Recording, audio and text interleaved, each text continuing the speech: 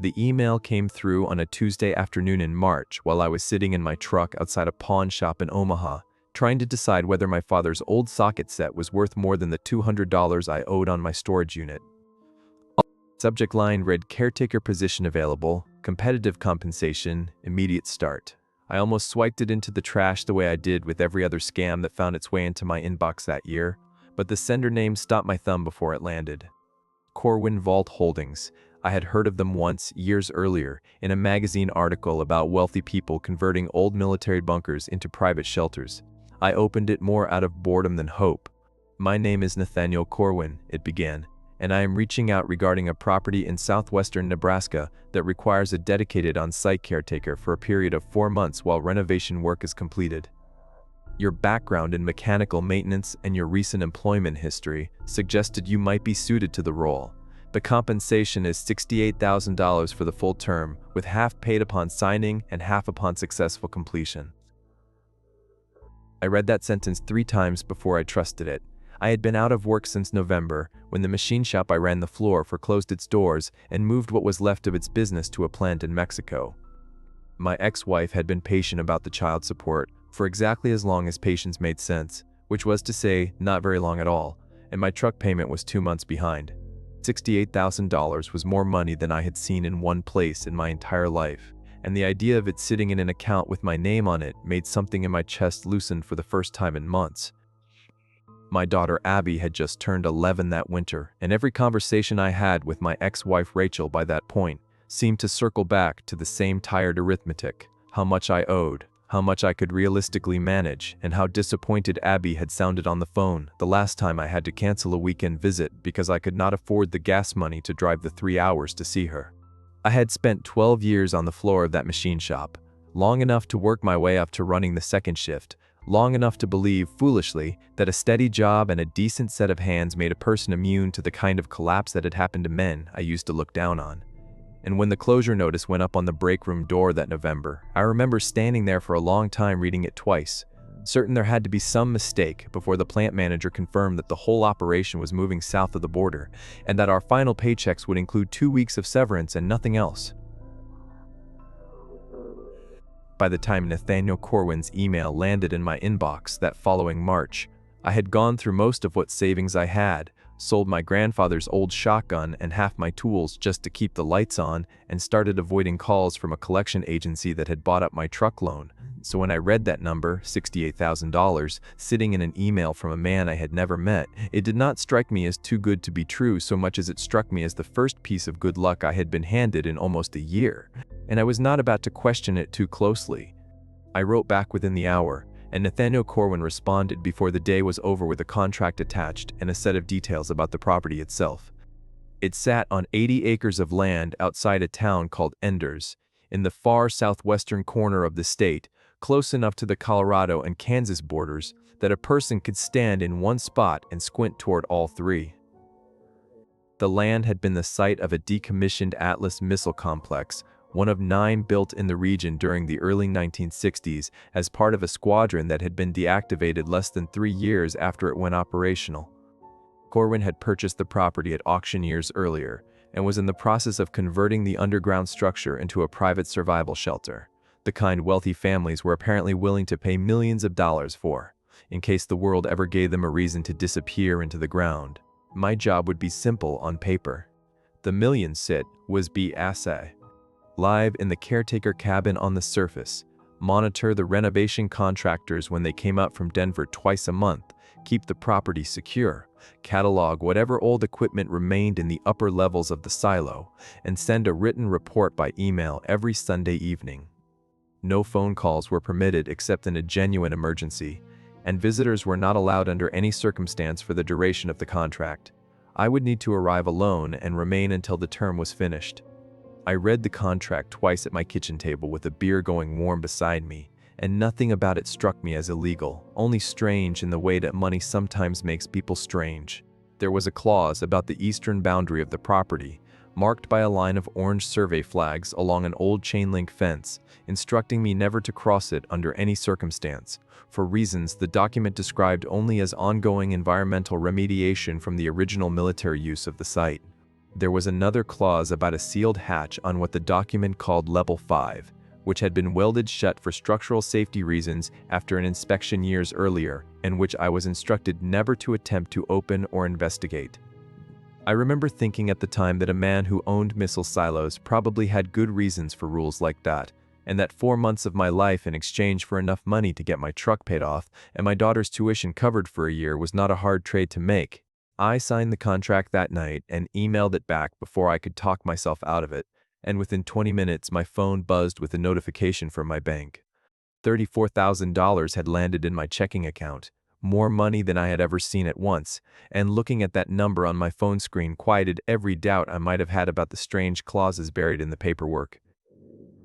I spent the better part of a week packing and closing out the small parts of my life that needed closing, which did not take long given how little of it there was to close. I told my sister Ellen I had taken a private security job out of state and would be hard to reach for a few months, and she gave me the same look she had been giving me since we were kids, the one that meant she thought I was making a mistake but had decided not to say so out loud. I loaded my truck with everything I figured I would need for a season of isolation: my father's rifle and a box of shells, warm clothes for a prairie winter that apparently did not care what the calendar said, canned food to supplement whatever was already stocked at the property, a stack of paperback novels, and a laptop for my weekly reports.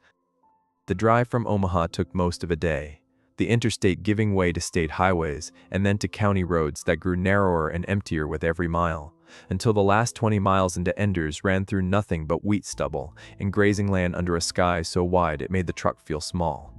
Enders itself turned out to be barely a town at all: a grain elevator, a gas station with 2 pumps, a diner with a hand-painted sign, and a scattering of houses along 3 or 4 streets, home to maybe 50 people according to the sign at the edge of town, though I suspected even that was generous. I stopped at the diner before heading out to the property, mostly because I had not eaten since breakfast and partly because I wanted to ask directions since my phone had lost its signal somewhere around the county line. The woman behind the counter, whose name tag read Darlene, gave me a long look when I told her where I was headed, the kind of look that made me feel like I had said something wrong without knowing what it was. "You're the new one for the Corwin place," she said, not really a question, and when I confirmed it, she wiped down the counter in front of her for a while before speaking again. "Most folks around here don't go out that way if they can help it," she said, and when I asked why, she only shrugged and told me it was old land with old history, and that a person ought to mind the fences out there and not go poking around where they weren't supposed to. I laughed it off at the time, thinking it was the kind of small-town superstition that attaches itself to any abandoned military site, the sort of thing that got exaggerated over 60 years of retelling until a decommissioned bunker became something out of a campfire story. She did not laugh with me. She only told me to be careful and to call the diner's landline if I ever needed anything, since it was one of the only numbers out that way that still worked reliably. The property itself sat at the end of a gravel road nearly 4 miles past the edge of town, marked by nothing but a locked gate and a weathered sign that read United States Air Force property, no trespassing, though a newer sign bolted beneath it read Corman Vault Holdings, private property. Beyond the gate, the land opened into rolling grassland, with the caretaker cabin visible near the center of the property, a squat single-story building that looked like it had been built sometime in the 1980s, long after the missile complex itself had gone dark. Behind and below the cabin, fenced off with newer chain link, sat the real heart of the property, a low concrete structure roughly the size of a 2-car garage, painted a faded government green, with a heavy steel door set into its face and a scattering of antennae and vent pipes rising from the grass around it like something half buried and trying to surface. That, I would learn later, was the entrance to the silo itself. 9 levels of it sunk more than 180 feet into the Nebraska bedrock, though at the time it looked like nothing more than an old utility shed, unremarkable except for the way the grass around it grew in a strange dark ring, thicker and greener than anywhere else on the property, as though something beneath it had been feeding the soil for a very long time. I let myself into the cabin with the key that had been left under a rock exactly where Nathaniel Corman's instructions said it would be, and found the place already stocked with supplies, a working generator, a satellite internet dish bolted to the roof, and a folder of laminated instructions covering everything from the well pump to the emergency radio. Everything about the setup suggested careful planning. the kind of attention to detail that made me trust the arrangement even more. And I spent my first evening walking the perimeter of the property in the fading light, getting a feel for the land that would be my whole world for the next 4 months. The silo entrance building was locked with a keypad rather than a key, and the code, when I tried it against the sheet corpsman had emailed me, opened onto a short concrete stairwell leading down to a blast door standing open on rusted hinges, propped that way, according to my instructions, so the renovation crew could access the upper 3 levels during their work. I did not go further than the first landing that night. I told myself it was because it was getting dark and I was tired from the drive, though if I am honest with myself now, there was something about the air coming up from that stairwell, cold and metallic and faintly sour, that made my body want to leave before my mind had fully decided to. I made myself go down properly the next morning, telling myself that a man could not caretake a property he was afraid to walk through, and I spent that first full day working my way down through level 1 and level 2 with a clipboard and a checklist Corwin's office had emailed me,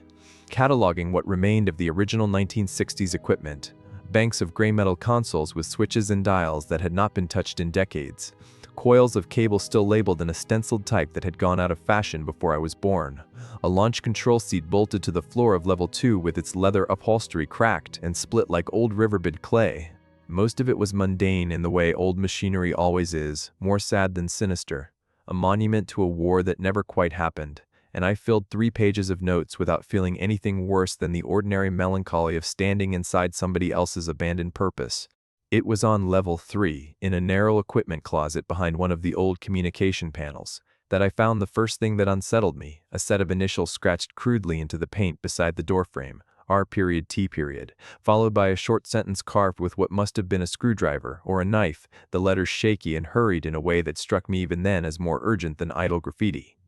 "Do not go down," it read, nothing else, no explanation, no date, though the paint beneath the scratches looked fresh enough that it could not have been there more than a year or 2. I remember running my thumb over the grooves and telling myself it was probably left by some bored contractor killing time on a slow shift, and I even managed to half believe it long enough to finish my inventory and climb back up into the daylight, though the image of those 5 carved words stayed with me far longer than I wanted it to. The first 2 weeks passed in a rhythm that felt almost peaceful, the kind of quiet I had not experienced since I was a kid on my grandfather's farm, waking with the sun, checking the fence line, logging fuel levels and water pressure, and sending my Sunday reports into an inbox that never replied except with a brief acknowledgement from an assistant named Priya, who I gathered handled most of the day-to-day communication for Corwin Vault Holdings.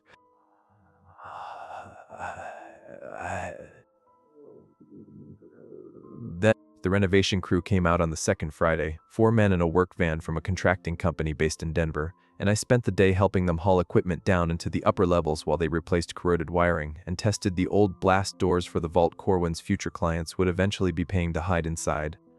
The crew foreman, a heavy-set man named Russ who did most of the talking for the group, seemed friendly enough at first, cracking jokes about doomsday preppers and the kind of money people were willing to spend to feel safe. But as the day wore on, I noticed the other 3 men grew quieter. The deeper into the complex we worked, glancing at each other in a way that made me feel like there was a conversation happening that I was not a part of.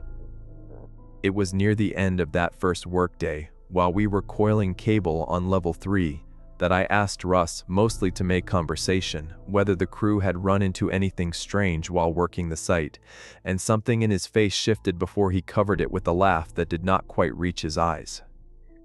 "Every old military site has its stories," he said, and left it at that. But one of the younger guys on the crew, a kid who could not have been older than 25, muttered something under his breath that I almost missed entirely, something about how the last 2 caretakers had not made it the full 4 months either, before Russ shot him a look sharp enough to end the conversation completely.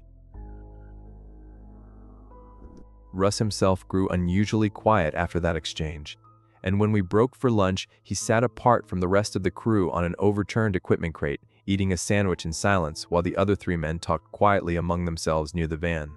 I noticed, though I did not think much of it at the time, that none of the 4 of them ever went down to level 4 or below during that entire visit, always finding some reason to stop their work at the top of the level 3 stairwell, and that when I offered at one point to help carry a spool of cable down to the lower levels myself, Russ told me, a little too quickly, that it would not be necessary, that the lower levels were not part of this phase of the contract, and that I should focus my own attention on the upper floors and the exterior grounds instead.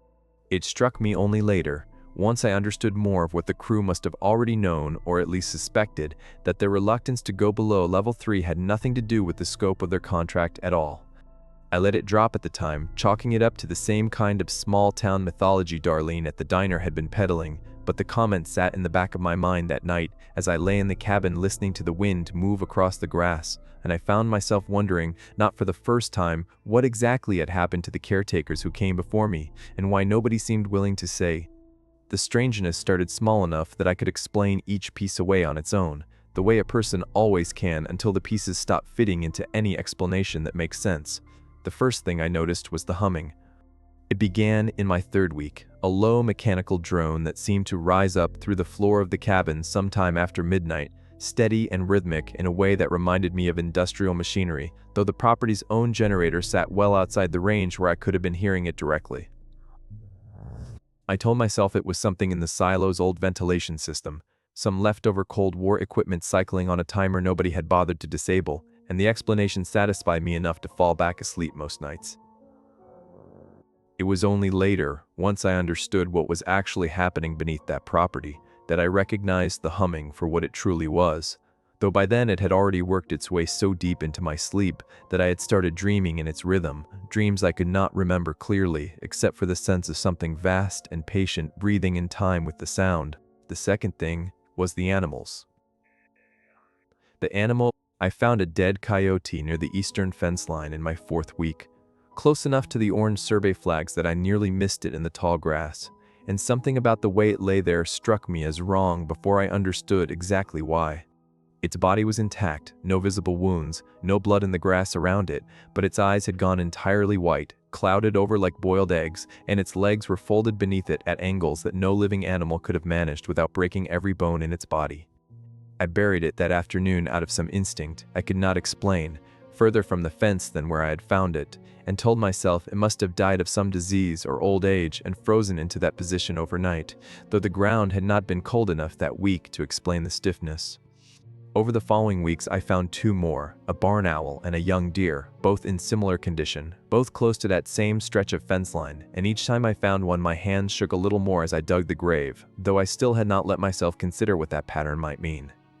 After the second animal, I drove into the county seat and bought a battery-powered trail camera from the farm supply store, the kind hunters strap to a tree to catch deer on their feeding patterns, and mounted it on a fence post facing the orange survey flags along the eastern boundary. For 9 straight nights, it captured nothing but grass moving in the wind and the occasional rabbit, and I had nearly convinced myself the whole exercise had been a waste of $47 until the 10th morning when I pulled the memory card and found 11 photographs taken across a span of 4 minutes sometime after 2 in the morning.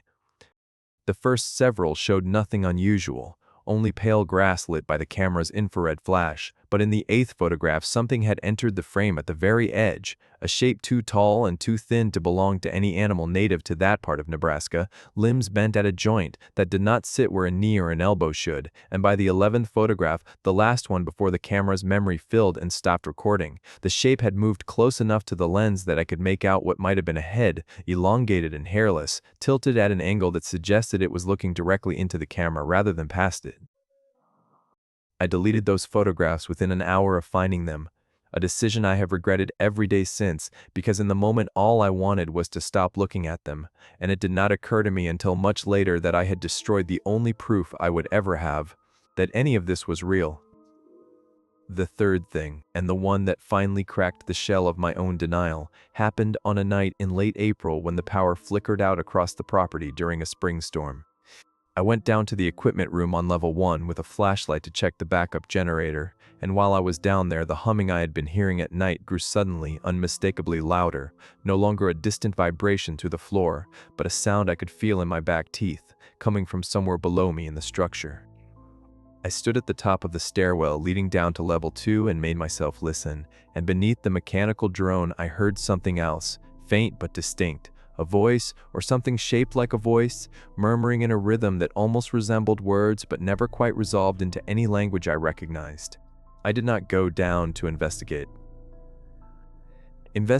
I climbed back up into the storm and sat in my truck with the engine running until the sound stopped sometime near dawn, and in the gray light of morning I found fresh handprints pressed into the dust on the stairwell railing, handprints far too large to belong to any person, with fingers that ended not in nails but in something closer to points.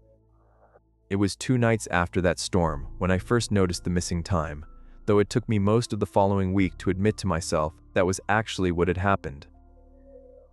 I had gone out to check the fence line around what my watch read as 6 in the evening, still full daylight that time of year, and the next clear memory I had was standing at the same section of fence with the sky fully dark and my watch reading a few minutes past 10, no memory at all of the intervening hours, no sense of having walked back to the cabin or done anything else in that stretch of time, only a vague unpleasant impression, more feeling than memory, of having been somewhere very cold and very quiet, listening to something that had been speaking slowly and patiently, in a language built for a throat unlike my own. I found myself back in the cabin that night with mud on my boots I could not account for, and a faint ringing in my ears that took nearly 2 days to fade completely, and though I searched my own memory for hours trying to reconstruct where those 4 hours had gone, nothing ever surfaced, only that same cold, quiet feeling waiting behind the blank space where the memory should have been.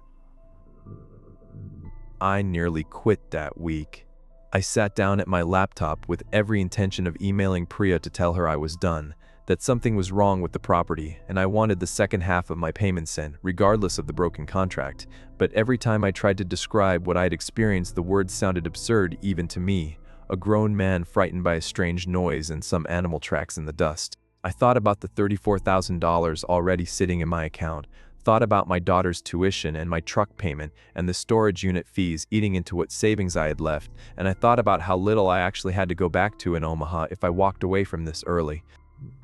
In the end, I told myself I would give it 1 more week, that I would find a rational explanation for what I had seen, and that if I could not, I would leave regardless of what it cost me. It was a decision I would spend a long time regretting, though by the time I understood how much it would cost me, leaving was no longer a choice that was entirely mine to make. I drove into Enders the following morning under the excuse of restocking groceries, though the truth was I needed to be around other people, needed to hear ordinary voices talking about ordinary things after weeks of silence broken only by wind and that terrible humming. I ended up back at Darlene's diner, and this time, instead of brushing off her warning the way I had on my first day, I asked her directly what she knew about the silo property and why the town seemed so reluctant to talk about it. She was quiet for a long moment, refilling my coffee twice before she finally sat down across from me in the booth, which I gathered from the way the other 2 customers in the diner glanced over was not something she did often. She told me her father had worked construction on the missile site back when it was first built, in the early 1960s, and that he had never talked about it much except once near the end of his life, when the cancer had loosened whatever discipline had kept him quiet for 50 years. He told her the excavation for the silo had gone wrong from the very beginning, that the crews digging down for level 5 had broken through into something that was not supposed to be there, an existing cavity in the bedrock that predated the missile project entirely, walls of worked stone far older than anything in that part of the country had any right to be. The Air Force brought in a different set of engineers after that, she said, men who were not local and who nobody in town ever got a good look at, and the project continued, but slower, and the workers who had been there for the breakthrough were reassigned or discharged within weeks, scattered across the country before any of them could compare notes.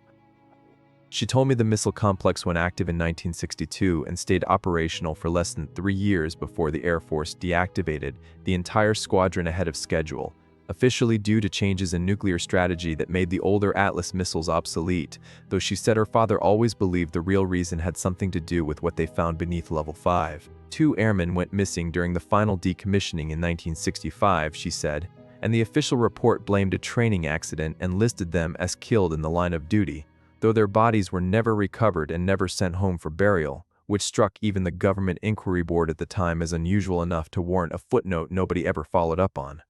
After that, the site sat abandoned for decades, passed between various private owners who each held it briefly before selling it on, none of them staying long enough to do much with the property, until Corwin Vault Holdings purchased it at a government surplus auction, a little more than 8 years earlier.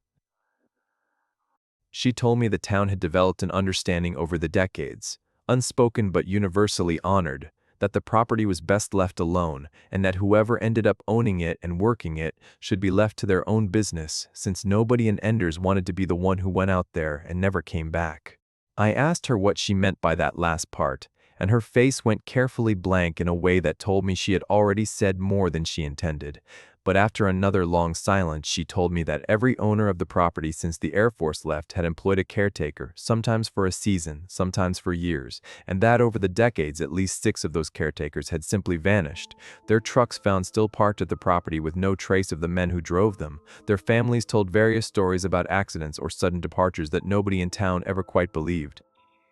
The 2 most recent, she said, had been within the last 3 years, since Corwin took over the property, and one of them, a man named Raymond Teague, had lasted almost 7 months before he disappeared during what should have been his final week on the job, close enough to completing his contract that the timing had struck even the sheriff's department as strange enough to warrant a brief investigation that turned up nothing at all. I left the diner that afternoon with more questions than I had arrived with, and a knot in my stomach that would not loosen no matter how many miles I put between myself and that booth. That night, once the satellite internet came back strong enough to hold a connection, I spent several hours searching for whatever I could find about Corwin Vault Holdings itself, and came away with far less than I expected from a company wealthy enough to buy decommissioned missile complexes at auction.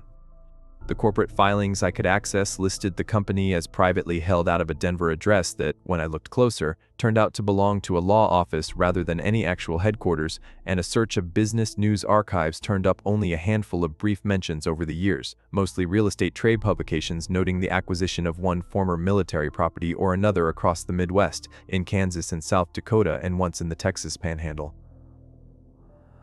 It was a short article from a Kansas newspaper, nearly 4 years old, that stopped my scrolling entirely, a brief item about a missing persons case involving a caretaker employed at a former Titan missile site outside a small town called Assyria. A man reported missing by his family after he stopped responding to calls for several weeks. His truck found still parked at the property. No trace of the man himself ever recovered. The case eventually closed without resolution.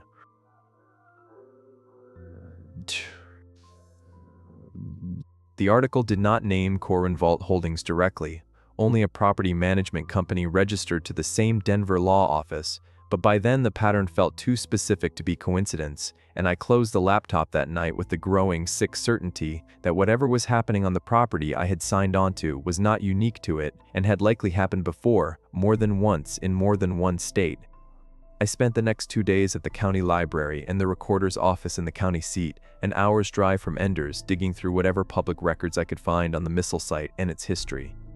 Most of what remained on file was mundane, land surveys and easement documents, and a thin folder of newspaper clippings from the local paper's archive covering the site's construction and eventual closure. But tucked into that folder I found a partially redacted photocopy of an Air Force inquiry document from 1965, apparently leaked or improperly filed at some point, referencing what it called an unauthorized subterranean expansion beneath the scheduled excavation depth for Level 5, encountered during construction and subsequently sealed off rather than removed, due to what the document described only as structural anomalies inconsistent with known geology of the region. The rest of the relevant paragraph had been blacked out entirely, though enough remained to confirm that Darlene's story about her father was not simply small-town legend. Whatever the original construction crews had broken into beneath that silo, the Air Force had known about it, had chosen to seal it rather than investigate it further, and had buried 9 levels of concrete and reinforced steel and, until 1965, an active nuclear warhead directly on top of it. Tucked behind that inquiry document, filed apparently by mistake in a folder concerning an unrelated grain storage dispute, I found a photocopy of a personal letter written by one of the 2 missing airmen, a young man named Corporal Dwayne Fitch, addressed to his mother in Ohio and dated only 9 days before he disappeared. The letter itself read like any ordinary correspondence from a homesick serviceman, complaints about the food and the wind and how much he missed his mother's cooking, but the final paragraph described, in a tone that grew noticeably less casual as it went on, a sound the crew had started hearing at night through the wall behind the sealed section of Level 5, a slow knocking that came in groups of 3, always 3, followed by a long silence, and then 3 more, And he wrote that his commanding officer had told the whole crew to stop discussing it after 2 of the men refused to continue their shift alone in that section of the complex. He told his mother he would call her the following weekend once his rotation ended. A call that, as far as I could determine from anything in that folder, he never made. Reading that letter sitting alone at a library table, 60 years after it was written, in a building not 4 miles from the ground where Corporal Fitch had almost certainly died, was the moment the whole affair stopped feeling like local folklore to me and started feeling like something closer to an ongoing crime scene, one that had simply never been closed.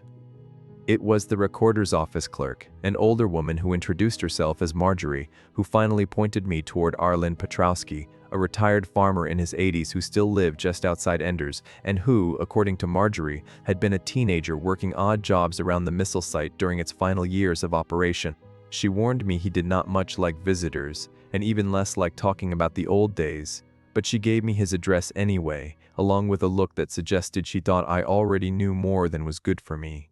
Before I left the recorder's office, she added, almost as an afterthought while I was already halfway to the door, that her own uncle had been part of the original road crew that graded the access road out to the missile site back in 1961, and that he used to tell her when she was a girl sitting on his porch on summer evenings that some of the surveyors on that project had refused to walk certain stretches of ground even in broad daylight, claiming their equipment would not hold a steady reading anywhere within a couple hundred yards of where the silo eventually went in, as though something beneath that particular patch of prairie was quietly pulling every compass needle a little further off true than it had any right to be. I drove out to Arlen's place that same evening, a modest farmhouse surrounded by windbreak trees planted so long ago they had grown into a solid green wall around the property, and it took nearly 20 minutes of standing on his porch, explaining who I was and why I had come, before he finally agreed to let me inside. Arlen Petrowski turned out to be a thin, weathered man with pale blue eyes that seemed to look through me rather than at me, and he did not offer me coffee or small talk before getting to the point, telling me plainly that he had hoped nobody would ever come asking about that place again in what remained of his lifetime. He confirmed most of what Darlene had told me, that the excavation crews had broken into something during the construction of Level 5, something with worked stone walls and carvings that predated any known civilization in that part of the continent, and that the Air Force had brought in a specialized unit to assess the discovery before deciding, for reasons never explained to the local crews, to seal the breach with reinforced concrete rather than pursue any archaeological investigation. He told me he had been 16 years old at the time, working as a laborer's assistant hauling supplies for the construction crew, and that he had seen the opening himself before it was sealed, a passage carved into stone that continued downward into darkness his flashlight could not penetrate, and that even standing at the threshold of it he had felt something he could only describe as a pressure behind his eyes, a sense of being observed by something that had been waiting a very long time for someone to find it.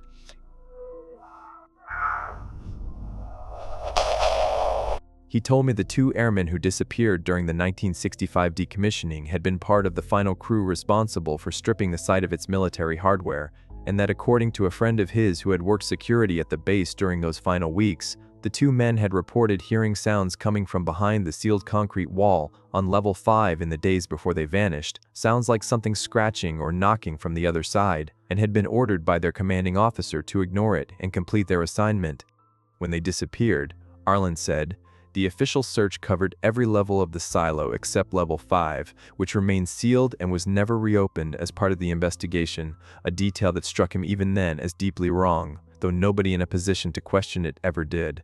He told me that every subsequent owner of the property, and every caretaker who had gone missing since, had in some way disturbed that seal, whether by accident or curiosity or simple bad luck, and that the town's unspoken agreement, the compact Darlene had alluded to without naming, was simply this, that Enders would never send its own people to work that property, and would never ask too many questions about the outsiders who came instead, because asking questions had never once brought any of the missing men home.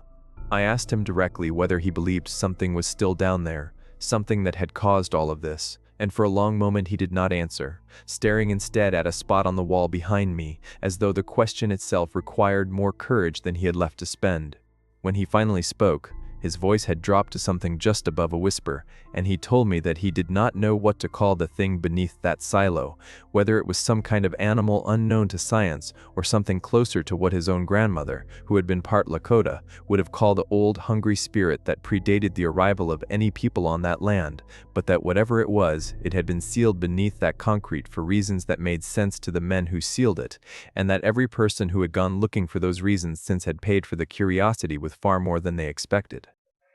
He told me to leave the property that same night if I could manage it, to forfeit whatever money I was still owed, and to never come back to that part of the state again as long as I lived. Before I left, I asked him one more question, whether he had known personally any of the caretakers who had vanished over the years, and his weathered face softened for just a moment into something closer to grief than fear. He told me about a man named Peterson, hired sometime in the late 1980s by whichever ownership group held the property before Corwin, who used to come into town on Saturdays to buy groceries, and who had for a while seemed like he might become a real fixture of the community, friendly, well-liked, the kind of man who remembered birthdays and waved from his truck. Peterson lasted almost 2 years on that property before he stopped coming into town at all, and when the sheriff at the time finally drove out to check on him, they found his truck exactly where it always sat, keys still in the ignition, cabin door unlocked, supplies untouched in the pantry, and no sign of Peterson anywhere on the property despite 3 full days of searching with dogs brought in from the next county over. Arlen told me that was the year the town's unspoken agreement really hardened into something closer to law, the year people stopped even mentioning the property out loud if they could help it, and the year his own father, the one who had worked the original construction crew decades earlier, finally told him the full story of what they had broken into beneath level 5, saying only that he needed someone else alive to know the truth before he was not around to tell it anymore. I thanked him for his time and drove back to the silo property in the dark, telling myself I would think seriously about his warning, though even as I drove I already knew, in the same stubborn way I had known most of the worst decisions of my life or mistakes before I made them, that I was not going to walk away from $68,000 because of an old man's ghost story, not without seeing for myself first exactly what I was dealing with. The renovation crew was scheduled to return that same week for what should have been a routine visit, and I found myself almost desperate for the company, wanting badly to be around living voices after everything Arlen had told me. Russ never showed. Instead, a different foreman I had never met arrived alone in the work van, a quiet older man named Gerald who kept his answers short and would not meet my eyes for long, and who told me, while loading a pallet of unused conduit back into the van rather than unloading it as scheduled, that the company had decided to pause the interior renovation work indefinitely due to what he called a change in scope from the client. When I pressed him, asking whether Russ or the rest of the original crew were all right, he paused with his hand on the van door and told me, in a voice pitched low enough that I had to step closer to hear him, that the kid on the crew, the young one who had made that comment about previous caretakers not lasting, had quit the same week they finished their last visit, and that Russ himself had put in for a transfer to a different project entirely, something about wanting nothing more to do with Corwin properties for as long as he had a choice in the matter. Gerald left within 20 minutes of arriving, and as far as I know, no renovation crew ever came back out to that property again, which meant that whatever protection I had imagined the presence of other people offered me, however illusory it might have already been, disappeared completely from that point forward, and I was, in every sense that mattered, entirely alone with whatever was down there. Before I did anything else, I decided to try reaching Nathaniel Corwin directly, contract or no contract, because it seemed to me that a reasonable employer would want to know if his property had a genuine safety problem, and because some stubborn part of me still hoped there might be an ordinary explanation waiting on the other end of a phone call that would make all of this evaporate. I drove back into Enders and used the payphone bolted to the outside wall of the gas station, one of the last working payphones I had seen anywhere in years, and dialed the emergency contact number listed in my contract. It rang 11 times before connecting to an automated system that offered no company name, only a flat recorded voice instructing me to leave a detailed message and stating that a representative would return my call within 3 to 5 business days. I left a message anyway, describing as calmly as I could the strange sounds, the animal deaths, the sealed door I had been told to avoid, and asking someone to call me back at the diner's landline as soon as possible. Nobody ever did. I tried the number twice more over the following days, and both times reached the same automated greeting, and it was only after the third attempt that I noticed, standing there with the receiver against my ear, that the recorded voice on the message, flat and pleasant and utterly without inflection, bore an unsettling resemblance to the low murmuring rhythm I had been hearing beneath the cabin floor at night, close enough that I hung up the phone and did not try calling that number again. I want to be honest about what happened next, because it would be easy now, knowing everything I know, to claim I went down into level 5 out of some noble determination to uncover the truth. But the truth is simpler and less flattering than that. I went down because I could not stop thinking about the second half of my payment, $34,000 that would only clear if I completed the full 4 months of the contract, and because some stubborn, prideful part of me refused to believe that an old farmer's stories and a diner waitress's warnings amounted to anything more than small-town superstition dressed up in enough specific detail to feel convincing. I told myself that if I went down and confirmed there was nothing down there but a sealed concrete wall and some old military equipment, I could put the whole thing to rest in my own mind and finish out my contract without the constant hum of dread that had been building in my chest for weeks. I did not tell myself the truth, which was that some part of me needed to know, the same way Arlen Petrowski's 16-year-old self had needed to look into that dark opening before the concrete went in, because some doors, once you know they exist, become impossible to leave closed. It happened on a night in early May, during a power outage caused by a line down somewhere between the property and the county substation. The kind of outage that killed the satellite internet and left only the backup generator running enough current to keep the well pump and a few lights working in the cabin. I told myself I was only going down to check on the generator feed to the lower levels, to make sure nothing in the renovation crew's new wiring had shorted out during the outage, and I brought my father's rifle with me, more out of habit than any real expectation I would need it.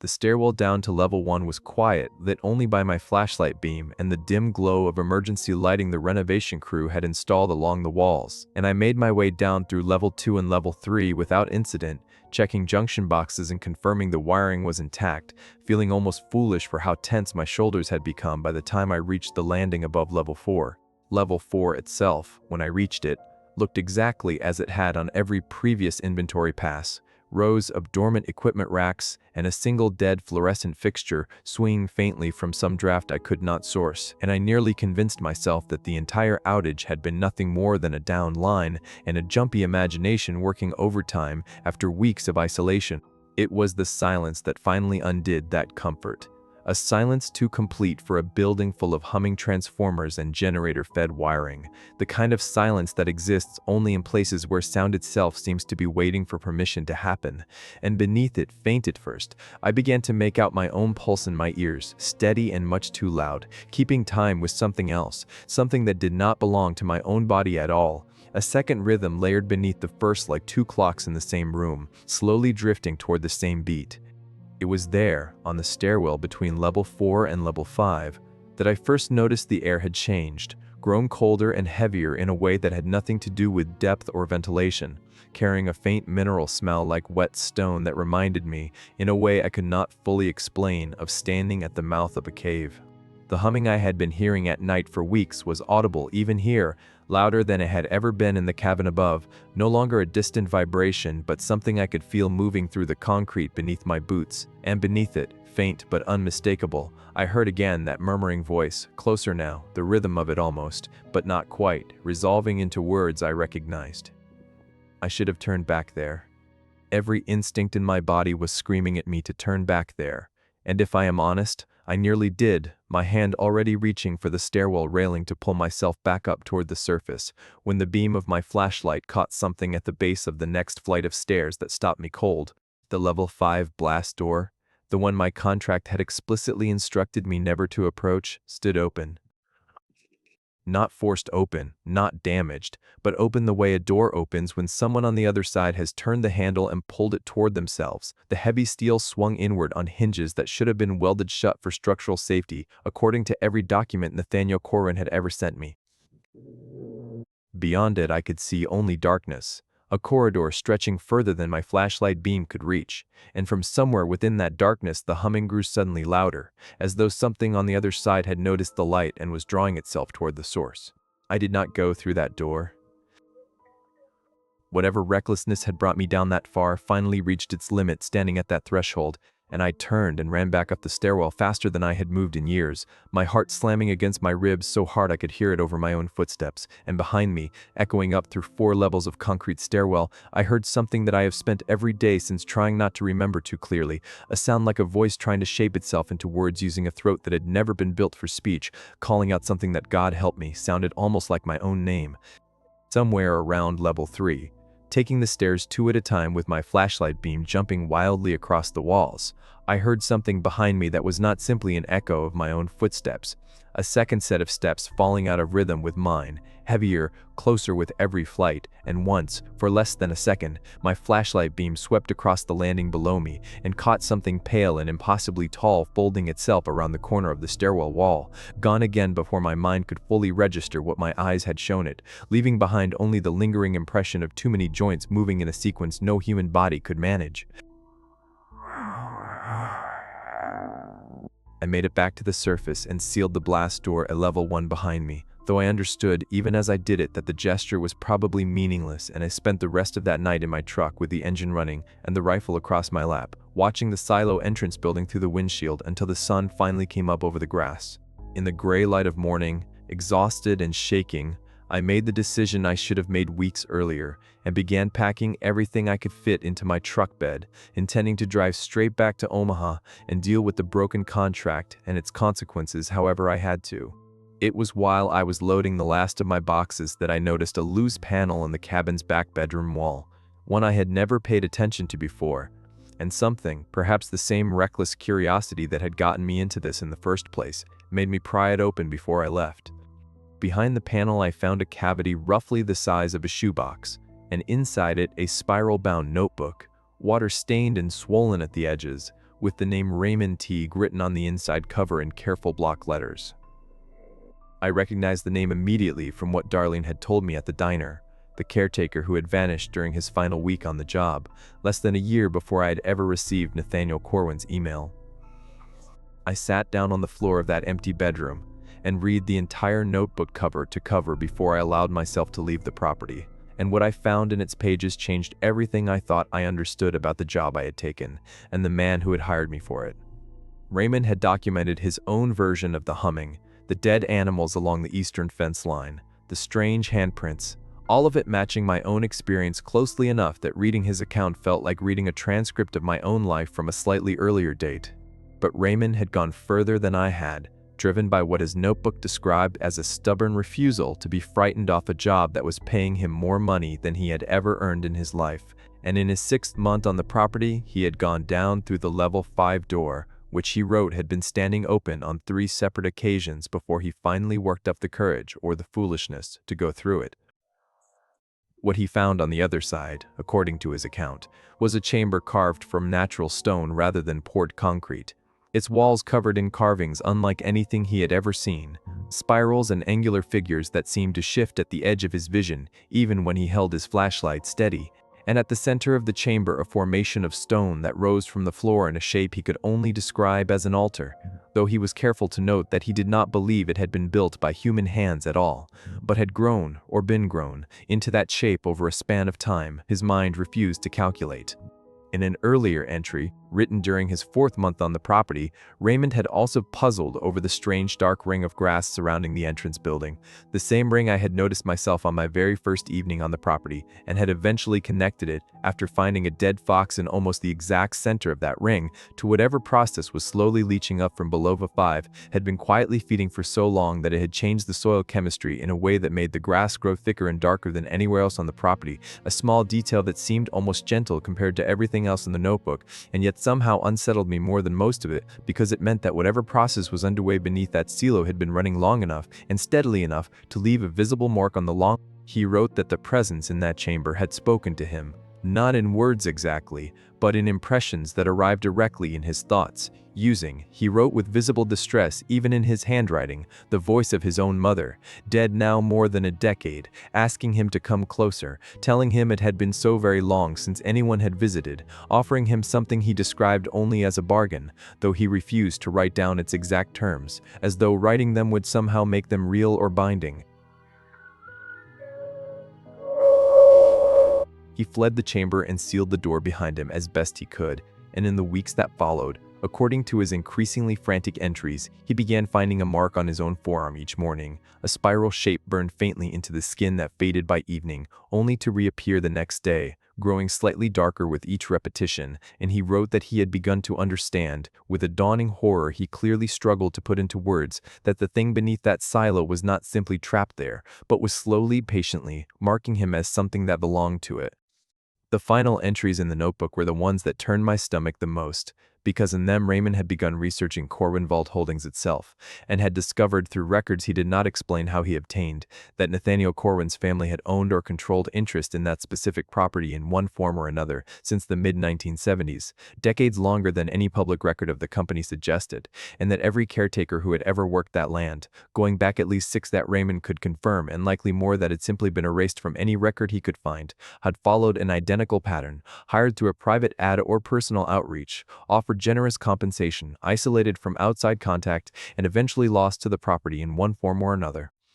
Raymond had found what he believed was a ledger, a list of names spanning decades, some marked with dates of disappearance, and a smaller number marked instead with a single word: graduated, a term he could not find any satisfying explanation for, until in his final entry dated the night before Darling told me he had vanished, he wrote that he believed those who graduated were not people who had escaped the property at all, but people who had accepted whatever bargain the thing beneath Level 5 offered, and who now worked, knowingly or not, to help Corwin Vault Holdings find the next caretaker, and the one after that, feeding the cycle that had apparently been running beneath that Nebraska prairie for longer than any way of knowing.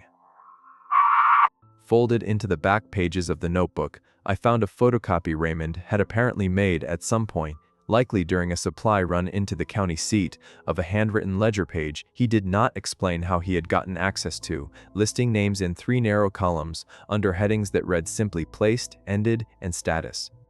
The names themselves meant nothing to me, ordinary names: a Daniel Voss, a Marguerite Okafor, a Peterson with no first name given at all, each one paired with a date spanning back further than I would have expected. The earliest entry dated 1978, decades before Corwin Vault Holdings existed under that name at all, which told me whatever corporate shell currently held the property had inherited both the land and whatever arrangement came with it from something older still. Of the 31 names on that single photocopied page, 22 were marked, ended with a date following within a year of their placement. 6 were left blank in the status column entirely, and 3, including one near the bottom dated only 11 months before Raymond's own disappearance, were marked with that same word he had puzzled over: graduated.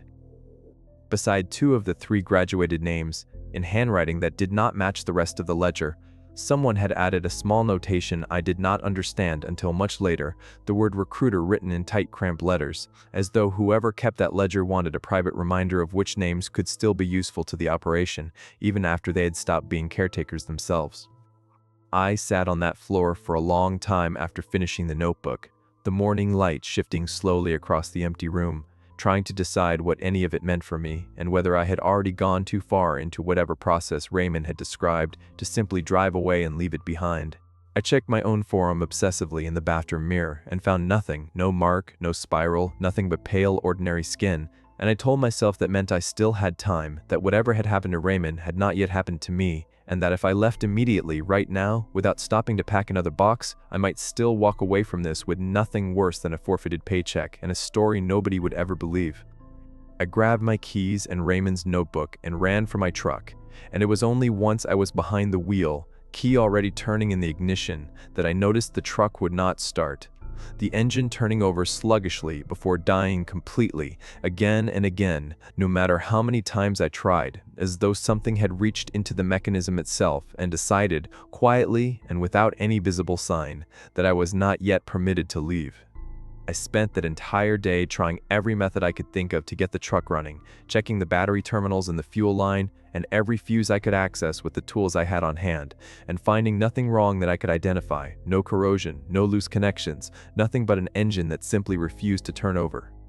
By the time the sun began sinking toward the horizon, I had given up on the truck and started walking the gravel road toward the property gate on foot, intending to make the 4-mile walk into Enders and figure out my next steps from there, but I had gone less than a mile before I stopped, disoriented, certain I had somehow turned myself around because the caretaker cabin was visible again ahead of me, close enough that I could make out the details of its roofline, though I was certain I had been walking away from it in a straight line the entire time.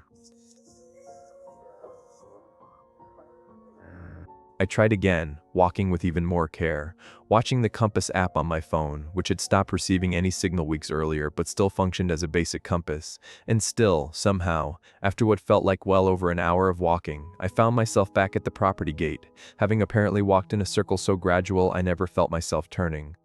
I understood then, with a cold certainty that settled into my chest and refused to leave, that Raymond Teague had not simply chosen to stay on that property until whatever happened to him happened. He had not been able to leave, in the same way I now could not leave, and that the isolation clause in my contract, the no visitors, no phone calls, email-only arrangement that I had once thought was simply the eccentric preference of a wealthy man protecting his privacy, had in fact been carefully designed to ensure that nobody would notice or investigate a caretaker's disappearance until long after it had already happened. I made my way back to the cabin as the light failed completely, and that night, for the first time since arriving on that property, I heard the humming not from below the ground, but from somewhere much closer, somewhere just outside the cabin walls, moving slowly around the perimeter of the building in a way that made my skin crawl with the certainty of being watched by something patient enough to wait as long as it needed to. I barricaded myself in the cabin that night, dragging the heavy dresser from the bedroom in front of the front door and stacking whatever furniture I could move against the windows, and I sat in the dark with my father's rifle across my knees, listening to that slow circling hum for hours, occasionally catching what sounded like fingers, or something shaped like fingers, dragging along the exterior siding of the cabin, testing the walls the way an animal might test a fence for weakness. Sometime near what I judged to be 3 in the morning, the humming stopped entirely, all at once, in a silence so complete and so sudden that it frightened me nearly as much as the sound itself had. And in that silence I heard, close enough to the front door that I nearly screamed, a voice speaking my name, not shouted, not menacing exactly, but gentle, achingly familiar, shaped unmistakably, like the voice of my own father, dead now 9 years, asking me to open the door, telling me he had missed me, telling me it had been so long since he had seen his son. I did not open that door. I sat with my back against the dresser and my hands pressed over my ears, and I repeated to myself, over and over, that my father was dead and buried in a cemetery outside Lincoln, and that whatever was speaking through that door was not him, no matter how perfectly it captured the particular rasp of his voice or the specific way he used to say my name when he was proud of something I had done.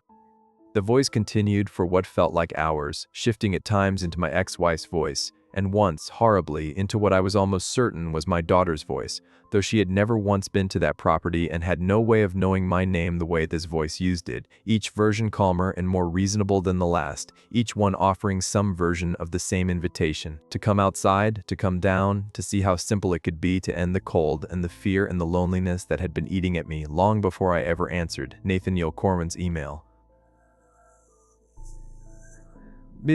At one point, the dragging along the siding stopped directly outside the boarded window nearest my head, and I watched, frozen, as the thin gap between the boards let in a sliver of moonlight that flickered once, briefly, as though something large had passed close enough to block it, and in that same moment the temperature in the room dropped hard enough that I could see my own breath, a small pale cloud in the dark that seemed, absurdly, like the only proof I had left that I was still a living thing in a room full of borrowed voices.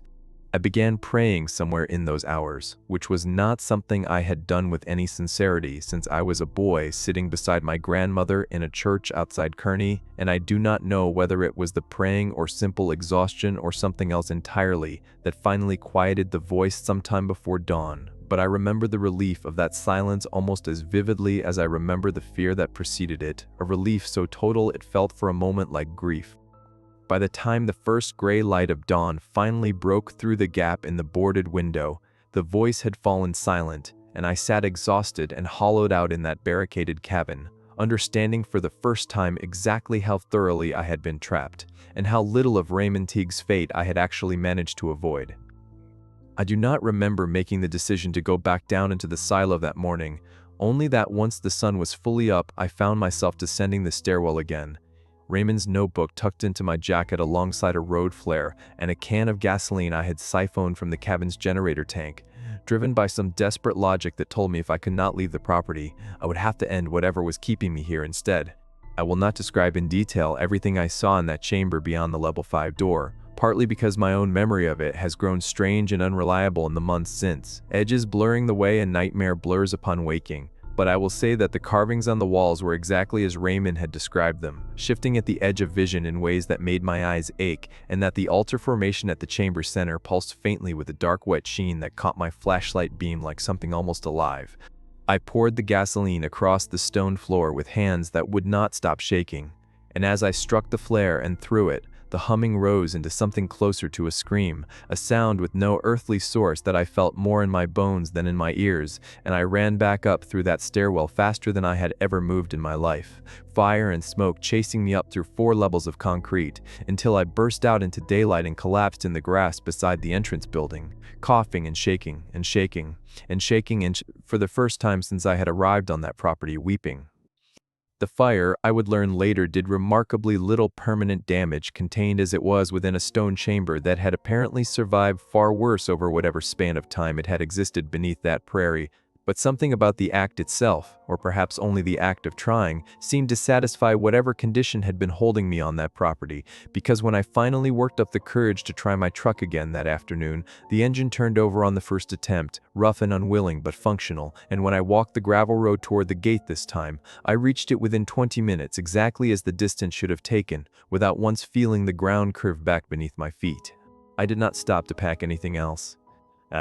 I left most of what I owned still sitting in that cabin and drove straight through to Enders and then beyond it, not stopping until I reached a motel outside North Platte more than 2 hours away, where I sat in a parking lot for nearly an hour before I trusted myself enough to walk inside and rent a room. I did not sleep that first night, not really, lying instead on top of the bedspread in my clothes with every light in the room switched on, listening past the hum of the window unit air conditioner for any trace of that other hum, the one that had lived under my feet for 4 months, half convinced I would hear it start up again from somewhere beneath the motel parking lot, the moment I let my guard down. When I finally did drift off sometime near dawn, I dreamed, for the first time in weeks, of nothing at all, no chamber, no rhythm, no voices wearing the faces of people I loved, only a plain dark room and the distant ordinary sound of highway traffic, and I woke that morning with tears on my face before I had even remembered why, grateful in a way I did not have words for simply to have dreamed of nothing. I want to tell you that leaving the property was the end of it, that I drove away and put the whole nightmare behind me, the way a person is supposed to be able to close a bad chapter and move on to whatever comes next, but that would not be entirely honest. And I promised myself when I started writing this account that I would tell it honestly, even the parts that do not resolve the way a person would want them to. 3 days after I checked into that motel, a deposit cleared into my bank account, $34,000, the full second half of my payment, wired from Corwin Vault Holdings despite the fact that I had broken every term of my contract and abandoned the property without notice or explanation. I stared at that notification for a long time, trying to understand what it meant, whether it was some kind of automated payment that had simply failed to account for my early departure, or whether it meant something worse, that whatever I had done in that chamber had been close enough to what was expected of me that Corwin considered the arrangement satisfied regardless. I never heard from Nathaniel Corwin directly, not once during my time on the property and not since, but I did receive a single email from the same account, arriving almost 2 months after I left, thanking me for my service and informing me that a new caretaker had already been placed at the property to continue the renovation work, along with a brief note asking whether I knew of anyone else who might be a good fit for future openings across their portfolio of similar properties, since Corwin Vault Holdings was apparently always looking to expand its network of dedicated site caretakers. The email closed with a line I have read back to myself more times than I would like to admit, thanking me again for my exceptional dedication during my term of service and noting that referral bonuses were available for any successful placement I helped facilitate. Phrased in the same warm, unhurried, almost hypnotic tone I remembered from that automated phone message at the Enders payphone. A tone that gave nothing away and yet somehow implied it already knew a great deal more about me than I was comfortable with. I closed my laptop without responding and did not open that email again for several weeks, though I found myself thinking about it more often than I wanted to admit, wondering how many other properties like that one existed scattered across the country, how many other desperate men and women had answered similar offers, and how many of them, like Raymond Teague, had never made it out again at all. I spent one long night about a month after I left searching for any surviving family Raymond might have had, and eventually found a woman named Corinne Teague on a social media page, listed as living somewhere outside Wichita, whose profile picture showed her standing beside a man I recognized immediately from a photograph tucked into the back of the notebook, a brother, arms around each other at what looked like a family barbecue years before any of this happened. I typed out 3 separate messages to her that night, each one trying to explain who I was and what I had found, and I deleted all 3 before sending them, telling myself that a message from a stranger claiming her missing brother had been taken by something ancient, living beneath a Nebraska missile silo would sound like the ravings of someone unstable, and that I had no proof left to offer her since I had already destroyed the only photographs I had taken. In the end, I mailed her the notebook itself, wrapped in plain paper with no return address, along with a short, unsigned letter telling her only that her brother had not simply abandoned his job, that he had been a careful and thoughtful man right up until the end, and that whatever happened to him was not his fault. I do not know if it ever reached her, and I have never worked up the courage to find out, since some part of me remains afraid of what she might say if she wrote back, and an even larger part of me is afraid she might not write back at all. I still check my forearm most mornings, out of a habit I cannot seem to break, and most mornings I find nothing there, ordinary skin, no mark, no spiral, and I tell myself that means whatever nearly cleaned me on that property failed to finish the job before I burn my way out from under it. But some nights, usually the quiet ones, when the traffic outside my apartment has finally gone silent and the building settles into the particular stillness that comes only after midnight, I catch myself listening for a sound I know I should not be able to hear this far from that Nebraska prairie, a low patient hum just at the edge of what my ears can register, and I lie awake wondering whether I truly walked away from whatever was down there, or whether I am simply the version of Raymond Teague who managed to run a little further before the notebook found its next writer. I think sometimes about the folder of newspaper clippings I left behind in that county library, about Corporal Duane Fitch's letter to a mother in Ohio who spent the rest of her life not knowing what happened to her son, and about Peterson and the 6 other names Arlen Petrosky could still remember after all these years, and about however many more names sit uncounted in ledgers I never got to see, stretching back to some point in that land's history long before any missile was ever built on top of it. I think about the woman named Corinne Teague who may or may not have opened a package with no return address, and about whether she has spent the months since wondering the way I still wonder, unable to stop turning it over, unable to fully let it go. And on the nights when the hum feels closest, when sleep will not come no matter how tired I am, I find myself picturing some other kitchen table in some other part of the country, a stranger sitting alone in front of a laptop with rent overdue or a truck payment behind, or a child's tuition bill open in another tab, reading an email that begins with a name they do not recognize and a dollar figure that solves every problem they currently have, and telling themselves the same careful, hopeful, half-convinced way I once told myself that whatever waits at the bottom of a contract like that could not possibly be worse than the life they are already living.